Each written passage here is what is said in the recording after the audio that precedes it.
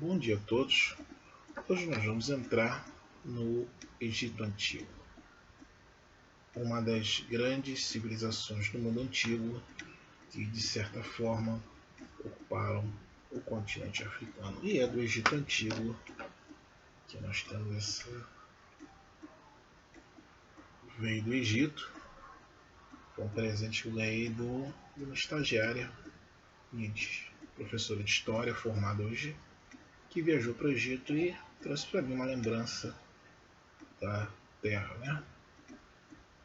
Não é original da época, é claro que isso aqui é uma reprodução para fins de turismo no Egito. Então, se um dia eu tiver oportunidade, quem sabe eu for visitar a terra do Egito. Vamos deixar aqui do lado aqui. Vamos começar aqui, gente. O Egito, inicialmente, nós temos que posicionar. Hoje o Egito é um estado formado de religião islâmica, com também religiões cristãs, igreja ortodoxa, igreja católica, mas a principal questão religiosa no Egito é islâmica, monoteísta. Bom, também temos que, de certa forma, já pontuar que o Egito fica no continente africano. Por que eu falo isso?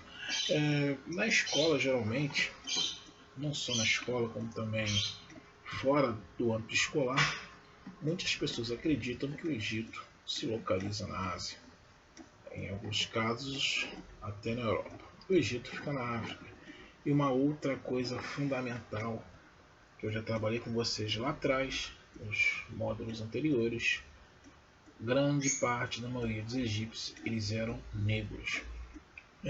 Também já trabalhei com vocês que essa visão do egípcio branco se dá pelo cinema, somente cinema do século XX, cinema americano, que não usava atores negros e sim atores brancos. Eu também coloquei lá nas aulas anteriores, vou colocar de novo, parte do filme de 1950, que é Elizabeth Taylor.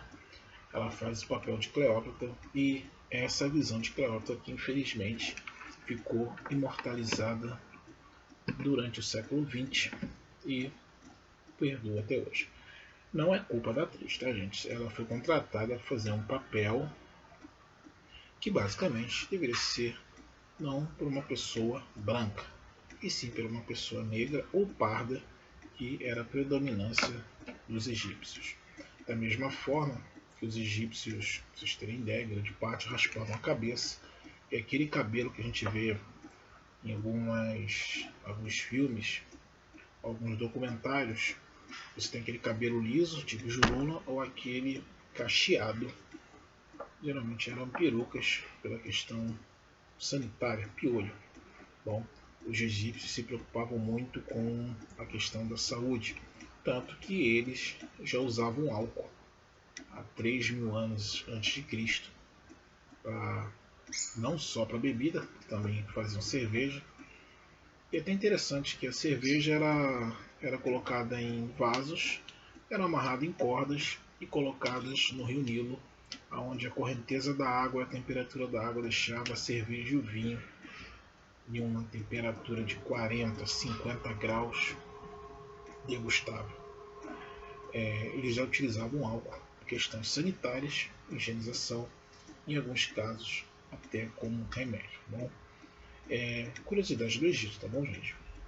Então a sociedade egípcia, ela foi uma sociedade riquíssima. Não o Egito que você tem agora atual, que é completamente diferente do Egito que nós vamos entrar agora, de um império que durou mais de 3.000 anos. Alguns dizem que chegou até mais do que isso. Só para vocês terem ideia, o Egito ele entra em declínio 30 anos antes do nascimento de Cristo.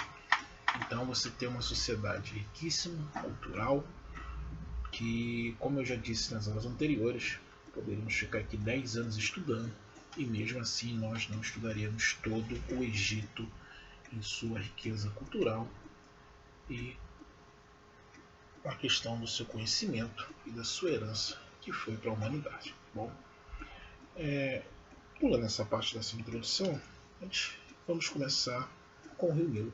O Nilo, segundo Sócrates, é uma dádiva. É uma dádiva porque graças ao rio Nilo o Egito existiu. Então o Egito, segundo ele, era uma dádiva do Nilo.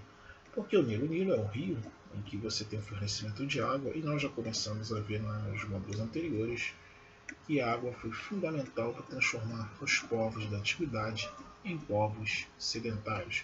Antigamente eram nômades e esses nômades eles não praticavam agricultura. Com a descoberta das técnicas da agricultura, com a sedentarização, o homem passou a criar o que nós conhecemos hoje como uma sociedade ou civilização. A civilização que, com o passar do tempo, não foi diferente também no Egito, nós vamos ver isso um pouco mais à frente, criou conjuntos de leis que nós utilizamos até hoje. Então esse Egito antigo ele tem aproximadamente entre 3.000 anos, o declínio dele vai se dar 30 anos antes de Cristo, é aí que vem a famosa história da Cleópatra, aquela mesma que eu falei no início do vídeo, que foi retratada por Elizabeth Taylor. Temos que entender que o Egito, inicialmente, começa na parte alta do rio Nilo, fica no continente africano, e a parte baixa do Egito. Então você tem a parte alta, onde praticamente nasce o rio Nilo, e você tem a parte baixa. Até hoje tem essa discussão sobre qual o rio de maior extensão do mundo, se no caso é o rio Nilo ou se é no caso o rio Amazonas. Da mesma forma que você tem uma grande discussão sobre a vazão da quantidade de água que esses rios transportam desde a sua nascente até o seu deságue no oceano. Quando esse rio Nilo se deságua no oceano, no final dele você tem uma coisa que nós chamamos de delta do Nilo. E nesse delta do Nilo, onde você tem encontro, onde você vai desenvolver a parte baixa do Egito.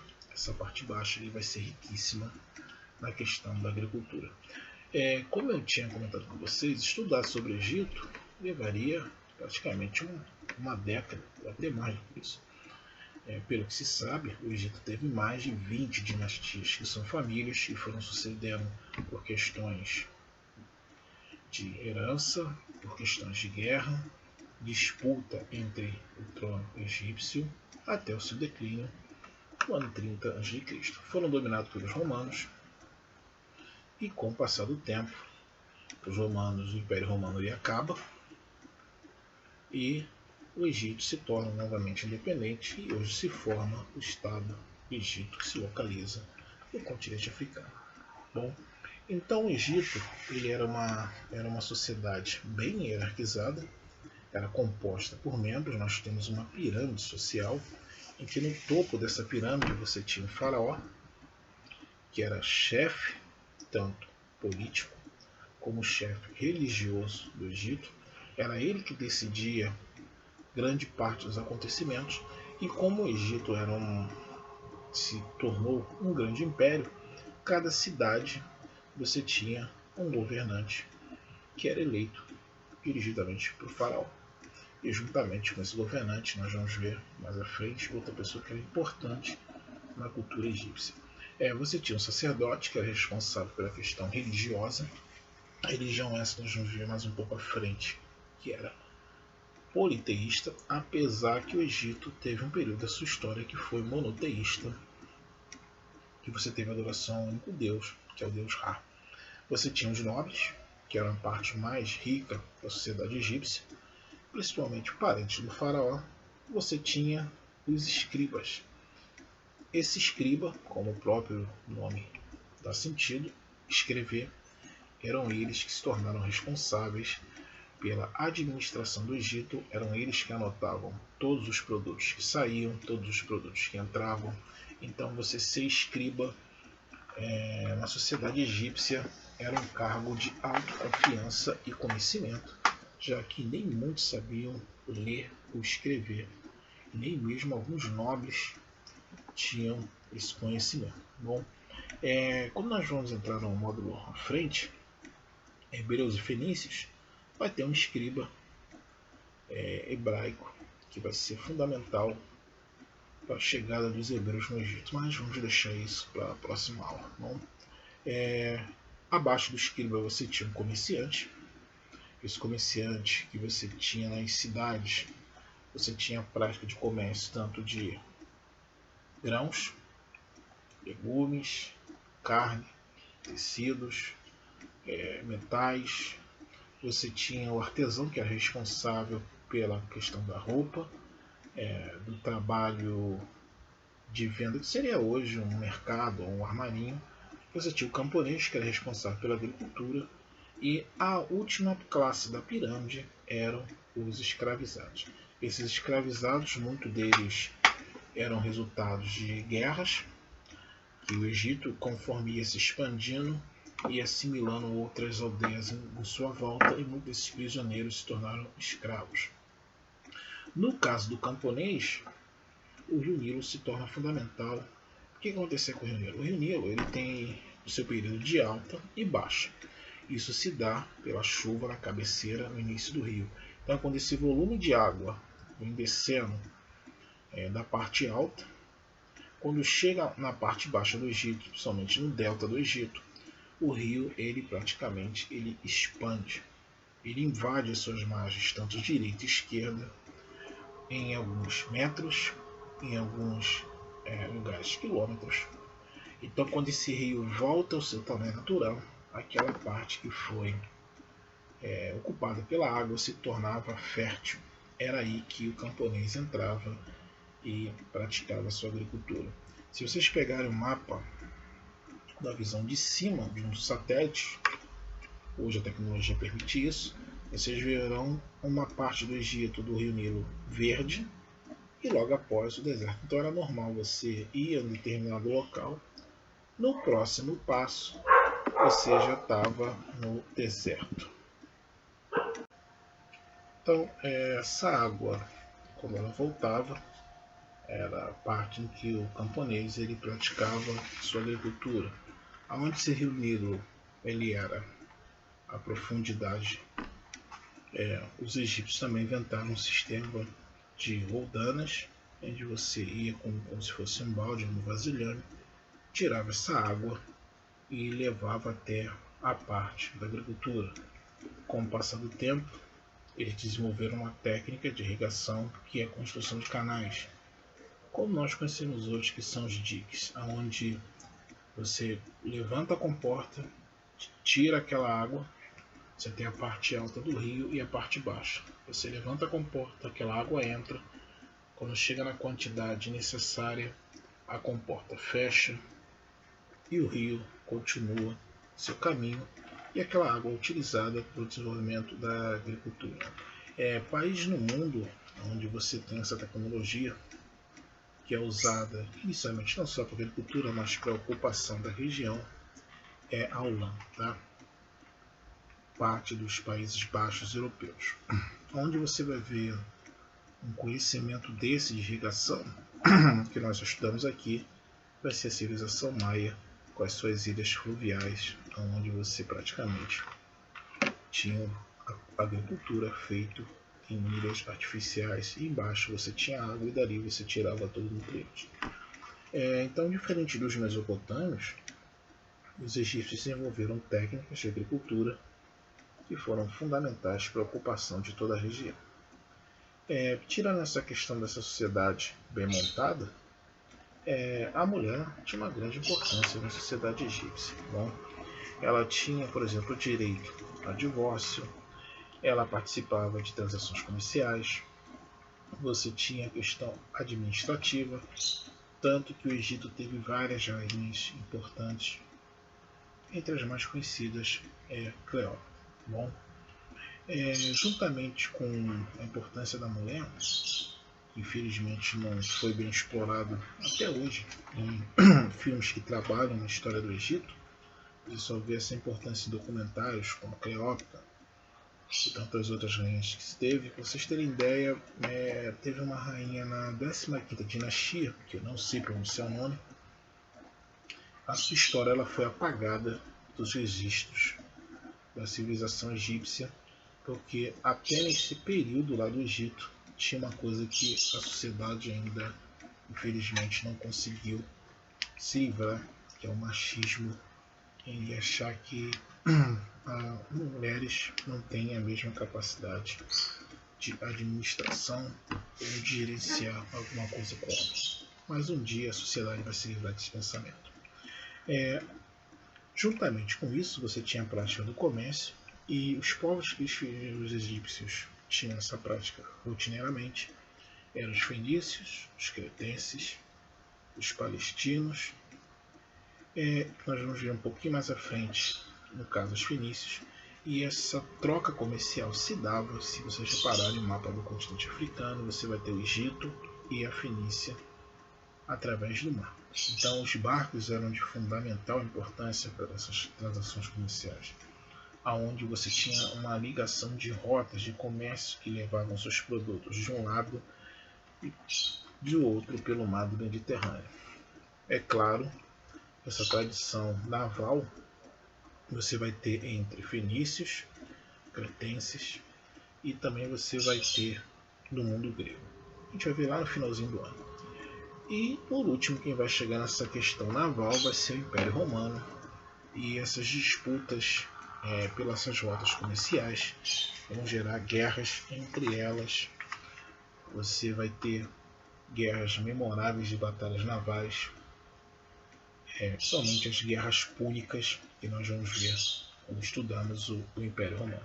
E o que era comercializado nessas rotas de comércio? Você tinha o trigo, você tinha o linho e uma coisa interessante, o papel, tá? Papel de papiro, isso mesmo. Os egípcios já utilizavam papel. Se vocês forem pegar parte da história egípcia, aí você tem aqueles famosos hieroglifos, nós vamos ver mais um pouquinho à frente. Você tem o papel que já era utilizado como onde você registrava fatos ocorridos. Então, se conhece muito da civilização egípcia, da história do mundo egípcio, graças a essa tecnologia. Que é o papel, tá, gente? Professor, mas o papel é uma coisa tão boba. Coisa boba que lá atrás não se tinha e que veio dessa região. Então, vocês terem noção que essa sociedade já era uma sociedade completamente avançada. Bom, ela simplesmente deixa de existir por questões de disputas territoriais, disputas políticas, e vai sucumbir no ano 30 a.C. Para vocês entenderem sobre essa história, como nós conhecemos tanto da civilização egípcia, os egípcios tinham uma escrita que era hieroglifa, através de desenhos. Você tinha os pictogramas, que eram símbolos, e vocês tinham o ideogramas.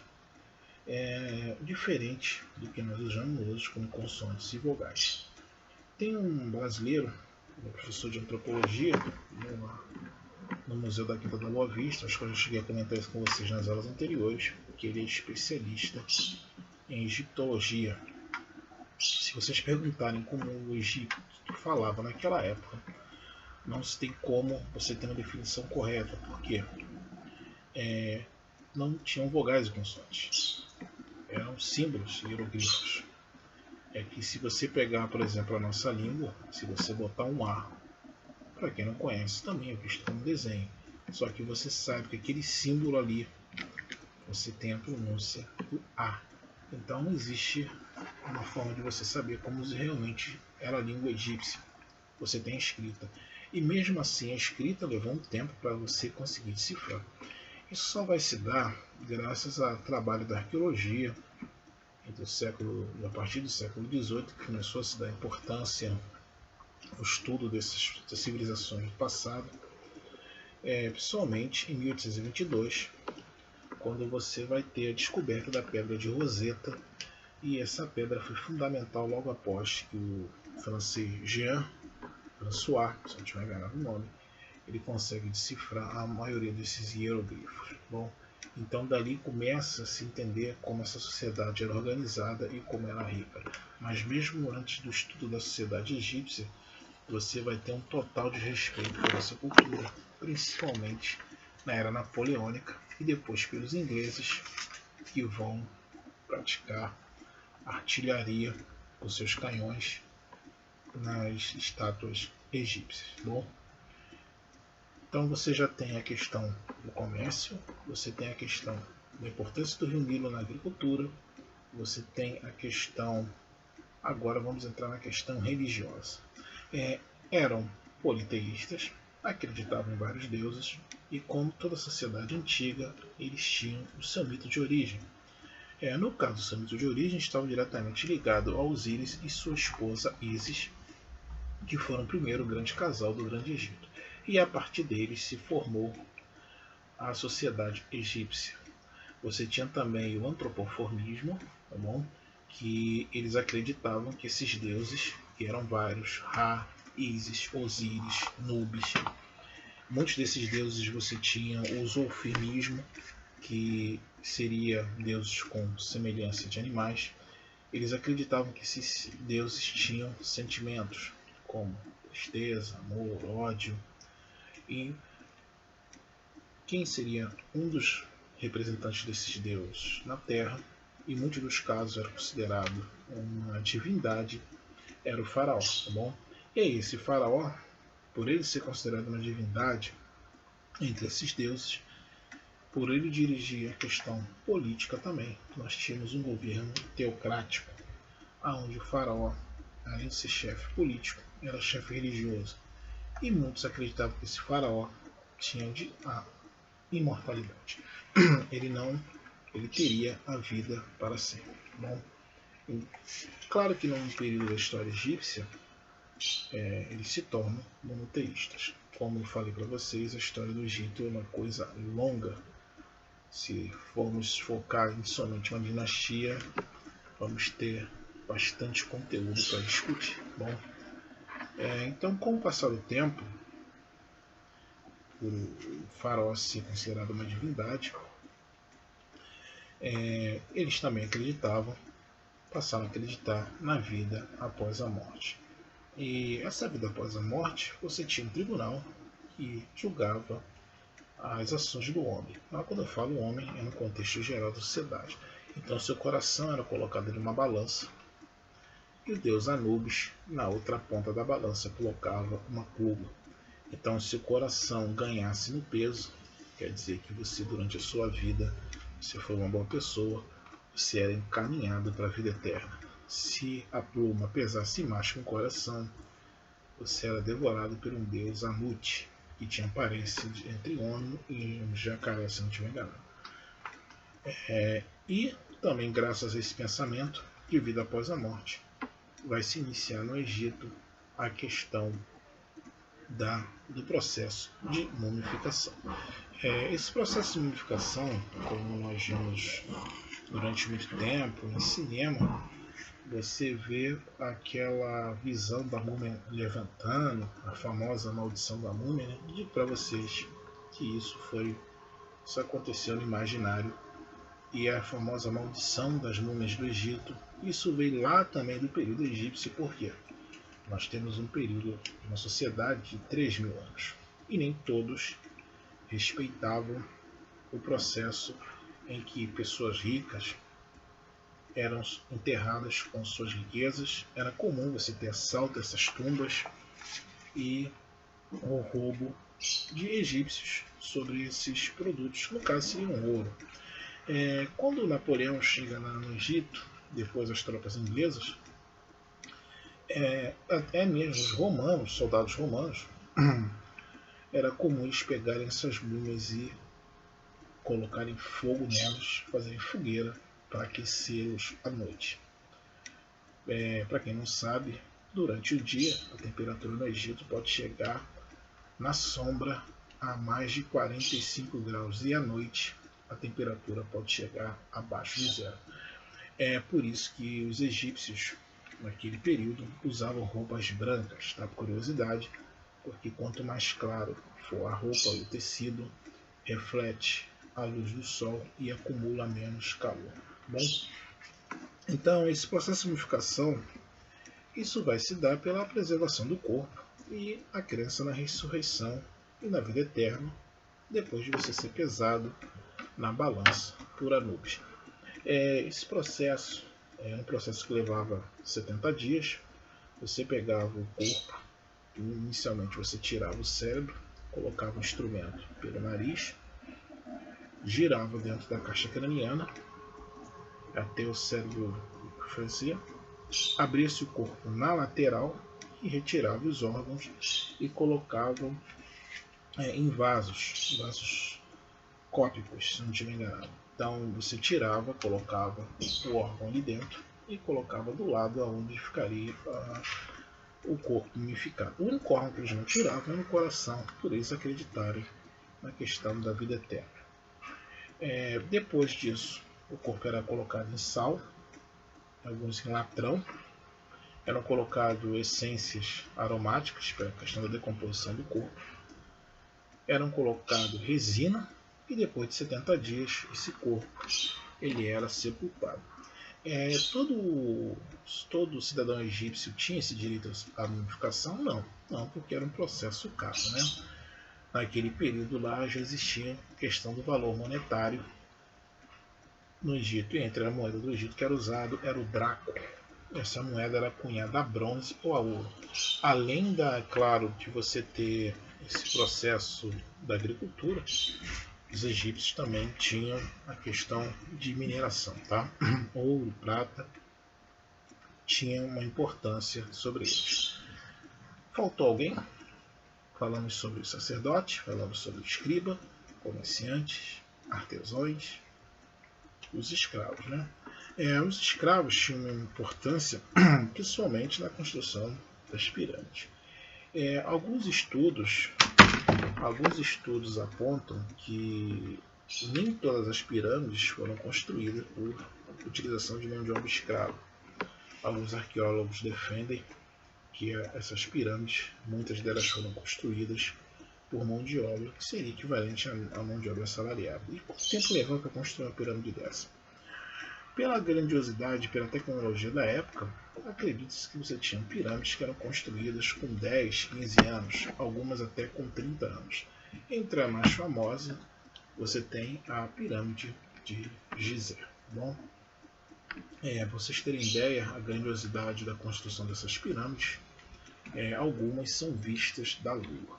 Bom, ou seja, você tem noção do tamanho delas. Hoje elas são pontos turísticos e também juntamente com elas foi colocado a questão da maldição da múmia. Eu vou explicar daqui a pouco. Então esse escravo, ele trabalhava na agricultura, construção de pirâmides, construção de cidades, trabalhos domésticos pequenos. Claro que o faraó tinha também seus escravos. Esses escravos eram resultados de guerras e conflitos. E quem vai entrar também nessa questão da escravidão, que nós vamos ver no próximo episódio, vai ser o povo hebreu, aonde ele ficará no Egito durante muito tempo, inicialmente por convite, depois se tornam escravos, e aí você tem a famosa saída do Egito e a história bíblica de Moisés. Bom, então esse escravo ele trabalhava nessas pirâmides, construção de pirâmides. Muitas dessas pirâmides, para vocês terem ideia, quando terminava-se e a pessoa era sepultada, as pirâmides de grande tamanho, quando nascia um filho de uma pessoa de grande questão monetária, já era mandado construir essa pirâmide. E nem todo mundo, nem toda múmia era sepultada em pirâmides. Acredita-se que cerca de 70% das múmias ainda não foram aquelas, é claro, que resistiram à depredação de roubo, saques e destruição, pelo não conhecimento e interesse do estudo do passado, ainda está enterrado nas areias do deserto, porque nem todo mundo era sepultado em pirâmides. Você tinha sepultamentos que eram no solo. É comum atrás dessas pirâmides você encontrar cemitérios, somente de escravos que trabalhavam na construção. Era comum também em torno dessas pirâmides você encontrar pequenas cidades. É também comum encontrar o que nós conhecemos hoje como pedreiras, em que você tirava aquele bloco de terra, pedra, e levava até o local da construção da pirâmide. Aí você fica me perguntando como é que é possível uma sociedade com 3.000 anos atrás mover na areia blocos com mais de 5, 10 toneladas. Como é que é possível uma sociedade dessa? Na África já que vocês vão ver no que vem que o europeu pensava que o continente africano era somente de povos atrasados, seria possível você cortar aquelas rochas de uma forma tão milimétrica e tão precisa. Então, entre esses escravos você tinha escultores de pedra, você tinha o que nós chamamos hoje da profissão de engenheiros, o que nós chamamos hoje da profissão de arquiteto. Então, quando chegava na pedreira, quem era responsável pelo corte, ele fazia pequenas fissuras na pedra. Lá atrás não tinha dinamite, então você colocava fogo naquelas fissuras, o calor fazia a rocha dilatar, tirava aquela parte e ali o escultor já ia moldando aquela peça.